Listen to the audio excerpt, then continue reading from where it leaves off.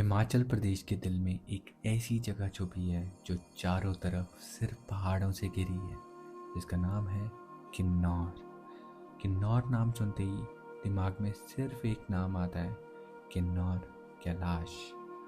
यहाँ तक पहुँचना बिल्कुल आसान नहीं है। इस सफ़र में आप क्रॉस करते हो किन्नौर टनल, जो कि दुनिया के सबसे डेंजरस रोड्स में से एक है। पर जब तुम इस टनल को क्रॉस कर लेते हो तो सामने खुलती है एक बिल्कुल अलग दुनिया। पुराने घर, सीधे खड़े पहाड़।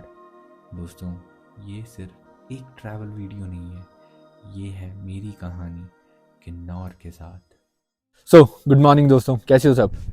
मैं अभी हूँ कुफरी में और मैं सुबह से चंडीगढ़ से चला हुआ था, बट मैं अभी यहाँ पहुँचा हूँ अराउंड 11:35 पे। सुबह से चला हुआ हूँ अभी तक। क्यों मैं कुछ रिकॉर्ड नहीं कर पाया वर्बली, क्योंकि भाई साहब शिमला में ट्रैफिक, बहुत ज़्यादा ट्रैफिक। मतलब शिमला से यहाँ पहुँचते पहुँचते हमें अराउंड 2 घंटे लग गए। इतना ज़्यादा ट्रैफिक था, बहुत ज़्यादा, क्योंकि ऑफिस टाइमिंग होती है आई गेस उस टाइम पे, तो बहुत ज़्यादा ट्रैफिक था। बट यहाँ पे आके जो व्यू है, ओए होए, क्या बात है भाई, क्या बात है, क्या नज़ारे आ रहे हैं। और मैं अभी जा रहा हूँ किन्नौर, जैसे आपको पता ही है। अभी मैं रक्षम, आज हमारा स्टे जो होगा वो रक्षम में होगा। रक्षम में मैं रुका नहीं हूँ, वैसे मैं चिटकुल 2 बार जा चुका हूँ, सांगला भी जाया हूँ, कल्पा भी जाया हूँ, बट मैं रक्षम में कभी रुका नहीं था। तो इसलिए आज मैंने प्लान बनाया कि मैं रक्षम में स्टे करूँगा और वहाँ का लोकल आपको घुमाऊँगा कि वहाँ कैसे लोग रहते हैं, कैसे कैसे घर हैं। क्योंकि मैंने बहुत कुछ सुना था वहाँ पे कि बहुत सारी ओल्ड पुरानी चीज़ें वहाँ पे हैं, और वो सारी चीज़ें मैं आपको दिखाऊंगा, पक्का प्रॉमिस। और आपने इंस्टाग्राम पे फॉलो और यहाँ सब्सक्राइब तो कर दिया होगा ना, मेक श्योर सब्सक्राइब कर देना, ठीक है। तो अभी यहाँ पे ठंड ठीक ठीक है, ज़्यादा कोई ठंड नहीं है, बट जो व्यू है ना भाई, वो बहुत ज़बरदस्त है। टू गुड भाई, टू गुड। मैं आपको दिखाता हूँ व्यू, फ़ोन से नहीं दिखाऊंगा, छोटी सी चिड़िया है मेरे पास, उससे दिखाऊंगा। तैयार हो? व्यू देखेंगे, उसके बाद हम निकलेंगे आगे की तरफ, और अगला स्टॉप जहाँ भी होगा मैं आपको पक्का अपडेट करूँगा कि वहाँ क्या क्या है। चलो ठीक है, till the next time, bye bye, और तब तक व्यू एंजॉय करो, ठीक है, बाय बाय।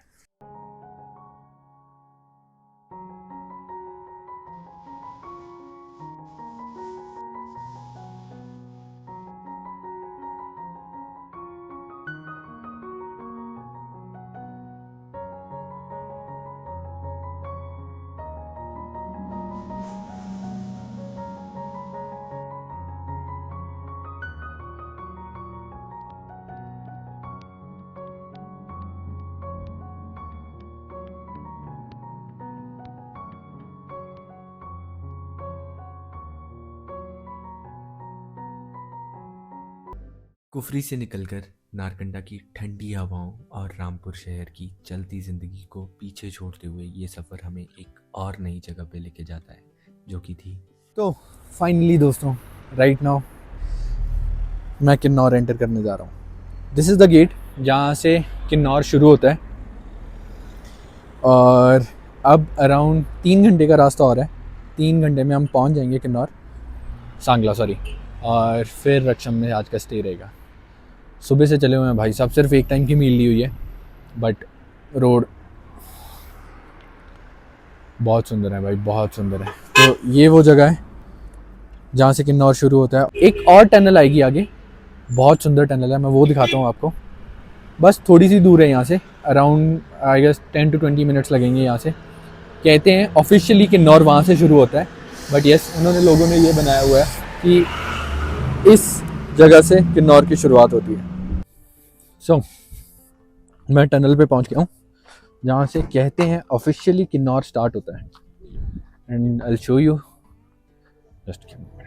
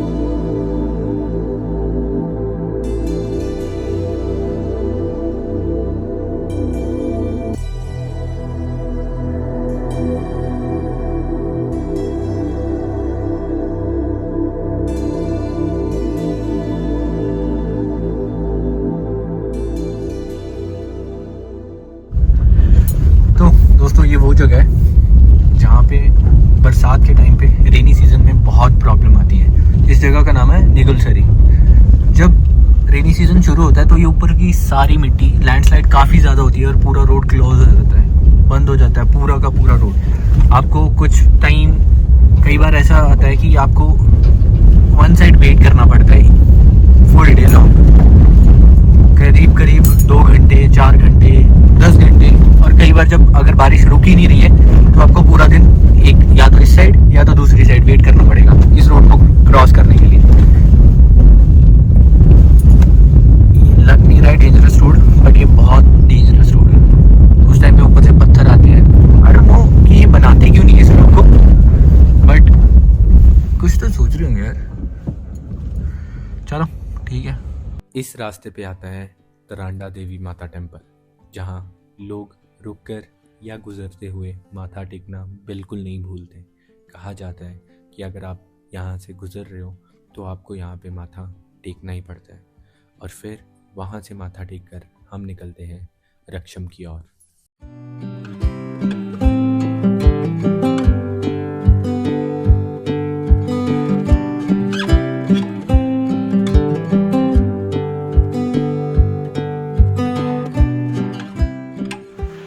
सो फाइनली 12 घंटे की लॉन्ग ड्राइव के बाद finally this is our room. भैया ने गरम गरम पानी भी रख दिया क्योंकि पाइपलाइन सारी जाम हो चुकी है तो नलके में कोई पानी नहीं आएगा। सी, नलके में कोई पानी नहीं है, सब कुछ जाम है, बट गर्म पानी है अभी। और ये हमारा रूम है और भैया ने हीटर भी लगा दिया है। बाहर आई गेस -3 डिग्री है, बट बहुत अच्छा होम स्टे है। चलो ठीक है, बाकी आपको सुबह दिखाता हूँ मैं कि व्यू कैसा आता है और व्यू कैसा दिखेगा बाहर का। Good morning from Raksham. रात को थोड़ा लेट हो गया था तो इसलिए जल्दी सो गए थे, बट सुबह उठ के जो व्यू आया था ना भाई साहब, टू गुड भाई, टू गुड। अभी तक स्नोफॉल नहीं हुई है इतनी, अभी तक स्नोफॉल सिर्फ पहाड़ों पे हुई है, अभी तक नीचे नहीं आई है। टेम्परेचर वॉज -8 रात को, टेम्परेचर बहुत कम था। इवन कि 3-4 बजे टेम्परेचर -15 या 14 था करीब करीब। बट बहुत मज़ा आया भाई, बहुत मज़ा आया। 2 रज़ाइयाँ ली हुई थी फिर भी ठंड लग रही थी। बहुत बहुत स्लो लाइफ है यहाँ पे, बहुत ज़्यादा स्लो लाइफ है। लोग इतना स्लो चलते हैं ना, आप मानो ना मानो 7 बजे यहाँ पे सो गए थे सारे, 7 साढ़े 7 बजे लोग यहाँ पे सो गए थे, खाना वगैरह खा के सारे सो गए थे और सुबह 5-6 बजे के अराउंड उठ गए थे, जैसा कि नॉर्मली हिमाचल में होता है। But yes, it's very beautiful. और अब प्लान ऑफ एक्शन ये है कि अब हम जाएंगे चिटकुल जाएंगे, कुछ देर वहाँ पे रुकेंगे और शाम को पूरा रक्षम दोबारा घूमेंगे। मैं आपको रक्षम की हर एक छोटी छोटी चीज़ दिखाऊंगा शाम को, कि कहाँ यहाँ स्कूल है, कैसे यहाँ पे लोग रहते हैं, क्या काम करते हैं, everything I let you know guys. और एक और चीज़, चिटकुल लास्ट विलेज है हमारी इंडिया बॉर्डर का, उसके बाद चाइना बॉर्डर शुरू हो जाता है। तो जहाँ पे आर्मी वाले खड़े होते हैं उसके आगे जाने नहीं देते हैं, क्योंकि वही एक लास्ट विलेज है, उसके आगे आपको जाना अलाउड नहीं है, उसके बाद सिर्फ आर्मी वालों को जाना अलाउड होता है। बट जितना भी हुआ कोशिश करूँगा आपको जहाँ तक दिखा पाया वहाँ तक दिखाऊँगा। बट एक चीज़ है, यहाँ पे रोड ठीक नहीं है, road condition was very bad. मतलब बाकी चीज़ें ठीक हैं बट रोड तो बिल्कुल ही टूटे हुए हैं, बिल्कुल ही टूटे हुए हैं। जैसे चंद्रताल के रोड है वैसे ऑलमोस्ट सेम टू सेम वैसे रोड है यहाँ पे, ऑफ रोडिंग है प्रॉपर कह सकते हैं। बट यस, बहुत सुंदर जगह है, बहुत प्यारी जगह है। ठंड है but yes you can manage यार। मैं आपको दिखाता हूँ, अभी भी लोग यहाँ पे काम कर रहे हैं, अपने घर का काम कुछ। और हाँ, एक और चीज़ दिखाऊंगा, अभी रुको। ये देखो, ये होता है एक तरह का ड्राई फ्रूट। ये जो एप्पल ऑर्चिड्स लगे होते हैं ना, ये एप्पल ऑर्चिड लगे होते हैं, जब पेड़ से सेब नीचे गिर जाते हैं और वो ख़राब हो जाते हैं, ना वो सेल हो सकते हैं ना वो खाने के लिए रहते हैं, तो उनको क्या किया जाता है, ऐसे काट दिया जाता है और फिर उनको, या तो आपने देखा होगा ड्राई फ्रूट भी बनता है सेब का, सूखा सेब, या तो वो वैसा बनता है या फिर इसकी वाइन भी बनाई जाती है। इसको वाइन भी बना सकते हैं इसकी। और हाँ, एक और चीज़ कर सकते हैं, इसको यहाँ पे पशुओं को भी खाना खिलाया जाता है, इससे मिक्स करके इसको पशुओं को भी खिलाया जाता है। तो मल्टीपल यूजेज है इसके, जो कि सेब ख़राब हो जाते हैं, जो कि कहीं जा नहीं सकते, यहाँ लगती हैं एप्पल ऑर्चिड्स। ये छोटे वाले, बाकी आपको इस गांव के नीचे दिखेंगे, वो मैं आपको दिखाऊंगा। बट यस, ये इनका काम होता है। और ये हमारा होम स्टे है, होम स्टे। यहाँ हमने पिछली रात गुजारी। बहुत ही होम स्टे है। पहले आई गेस किसी का घर होगा, बट अब ये होम स्टे बना दिया है। बहुत प्यारा होम स्टे है। चलो, I keep you guys posted कि अब हम कहाँ जा रहे हैं और वहाँ जाके कैसा होगा, कैसा रहेगा, क्या क्या है, मैं आपको दिखाता हूँ, ठीक है। तब तक आप सिनेमैटिक्स एंजॉय करो।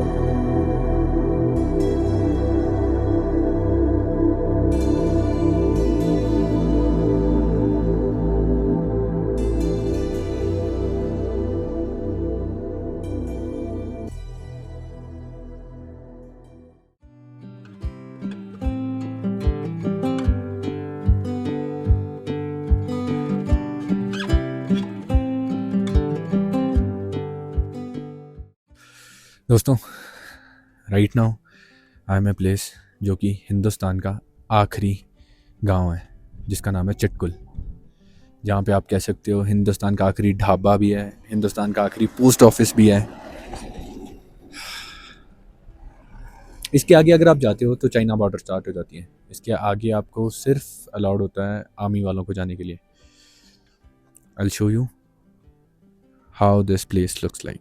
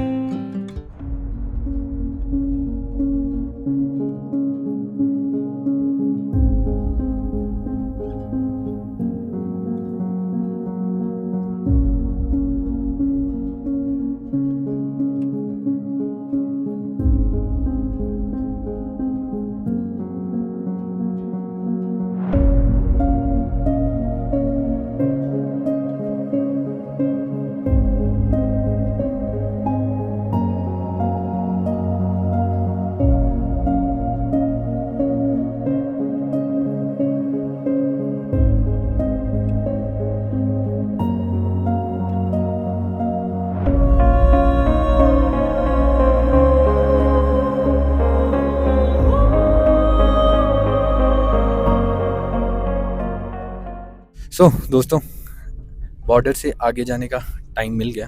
टाइम क्या, परमिशन भी मिल गई हमें। बट सिर्फ अब अलाउड ऐसे है कि सिर्फ 5 किलोमीटर तक अलाउड आगे जाना, उसके आगे नहीं जा सकते। और जो बॉर्डर है वो अराउंड यहाँ से 48 किलोमीटर दूर है।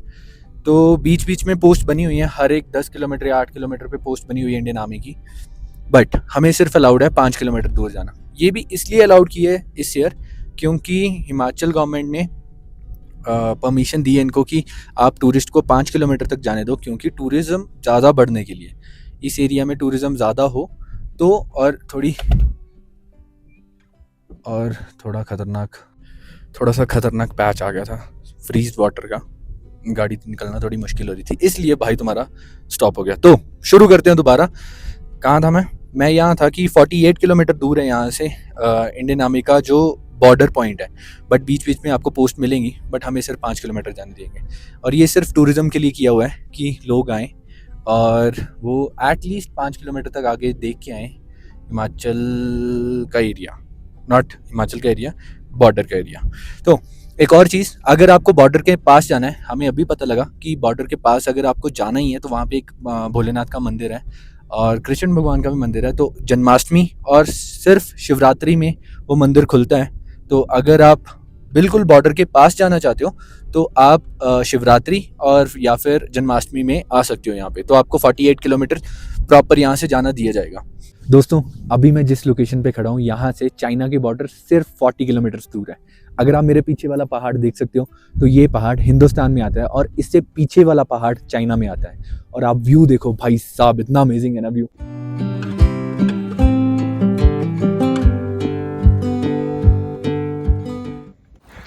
तो आज मैं तुम्हें लेके चलूँगा रक्षम गांव में। आज हम देखते हैं कि रक्षम का गांव कैसा है, यहाँ लोग कैसे हैं और लोग कैसे रहते हैं।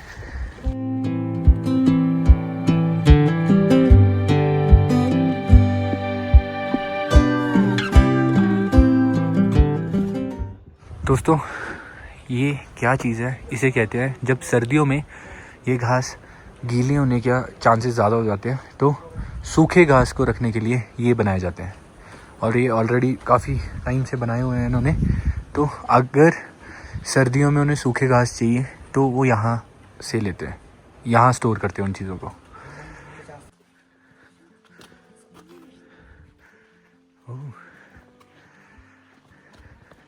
दोस्तों एक चीज़ तो मैं बताना भूल गया, दिस इज़ द स्कूल।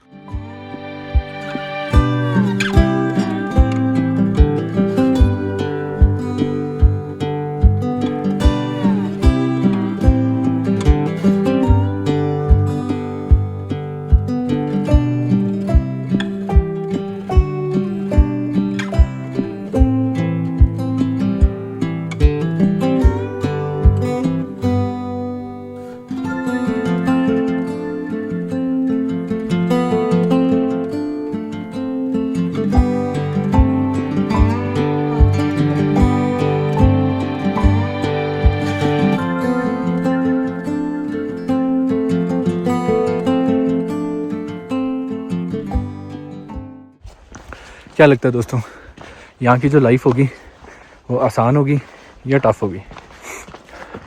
और अगर आपको लाइफ में मौका मिले तो आप ये लाइफ जीना चाहते हो? ऐसे ऐसे घरों में रहना पड़ेगा, यहाँ पे आपको अपने लिए खाना उगाना पड़ेगा और half of the time I guess ठंड में ही रहना पड़ेगा।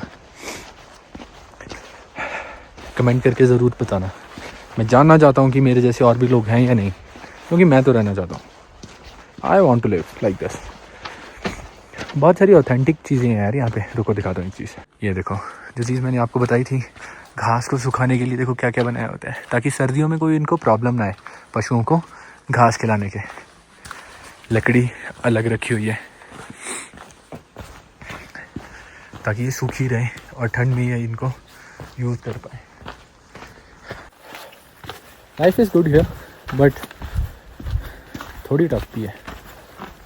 अभी पानी बिल्कुल फ्रीज है, लोगों के घर में पानी नहीं है। जो इन्होंने स्टोर किया होगा वही पानी है इस टाइम पे, बाकी कोई पानी नहीं मिलेगा आपको। ये जो ताज़ा पानी आता है कई बार वो चलता है, वो टैप चलता है, बाकी जो पाइप्स में पानी होता है वो फ्रीज़ हो चुका होता है।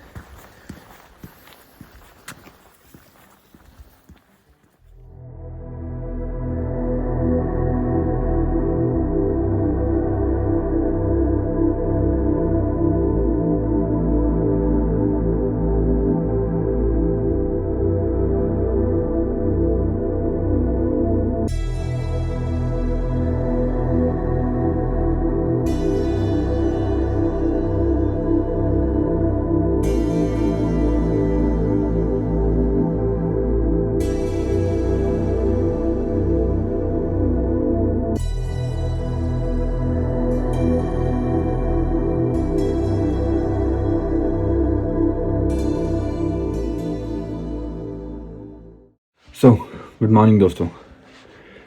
आज रक्षम में एक और सुबह। तो अभी प्लान ऑफ एक्शन ये है कि अभी हम निकलेंगे कल्पा की ओर। आज कल्पा घूमेंगे और उसके बाद अगर टाइमली फ्री हो जाते हैं तो निकल जाएंगे वापस। But if not then we will stay and अगर हो पाया तो कुफरी या फिर नारकंडा रुकेंगे। बट इफ़ नॉट देन निकल जाएंगे वापस। वो तो मैं आपको बता दूंगा। बट आज यहाँ पे ना धूप है ना ही कोई बंदा दिख रहा है बाहर। बहुत ठंड है। बस ये है कि स्नोफॉल नहीं हो रहा बट ठंड बहुत है। इस टाइम तो दिन में भी माइनस में टेम्परेचर है आज तो। कल रात को यहाँ पे ना कुछ लोग पार्टी कर रहे थे भाई साहब। 3-4 बजे तक उन्होंने पार्टी करी है। मेरे को तो ये लगा कि भाई 3-4 बजे तक पार्टी कर रहे थे कैसे। अब खुद सोचो माइनस में टेम्परेचर है बट यू नो दैट कैसे कर रहे थे। समझ पा रहे हो। तो अब ऐसा है कि अभी ब्रेकफास्ट करेंगे उसके बाद निकलेंगे और अराउंड 2.5 आवर का रास्ता है यहाँ से कल्पा का। बट बात ये है ना कि कल्पा में भी क्लाउड्स ही हैं। तो जिस चीज़ के लिए हम कल्पा जा रहे थे किन्नौर कैलाश के दर्शन करने के लिए, इनफैक्ट मैं जा चुका हूँ वहाँ पे। बट यस दूर से भी बहुत सुंदर लगते हैं वो। तो वो चीज़ देखने के लिए हम जा रहे थे। बट अब देखते हैं लेट्स सी कि कैसा रहता है, दिखते हैं या नहीं दिखते हैं क्लाउड्स के कारण। मोस्टली मैं पिछली बार भी गया था तब भी नहीं दिख पाए थे मुझे, क्योंकि क्लाउड आ जाते हैं तो वो काफ़ी हाइट पे है तो और उससे छुप जाते हैं वो तो दिख नहीं पाते। तो लेट्स सी क्या होता है। I will update you and if possible then I will show you the Kinnaur Kailash. बहुत सुंदर है भाई, बहुत सुंदर है। चलो I will keep you as posted. तब तक के लिए मज़े करो, एंजॉय करो। So finally we are in Kalpa right now और let me show you the view plus Kinnaur Kailash. वो जो आपको दिख रही है ना पिंडी, वो है किन्नौर कैलाश की पिंडी। आप हाइट देख सकते हो कितनी है। जूम आउट करके दिखाता हूँ देखो। तुम्हारा भाई वहाँ गया था। सनराइज जब इस पर गिरती है ना ये कलर चेंज करता है। शाम को इसका कलर अलग होगा, दिन में इसका कलर अलग होगा, सुबह इसका कलर अलग होगा। कई कई बार जब बिल्कुल मौसम साफ होता है तो इसका कलर वाइट भी होता है। और ये है कल्पा।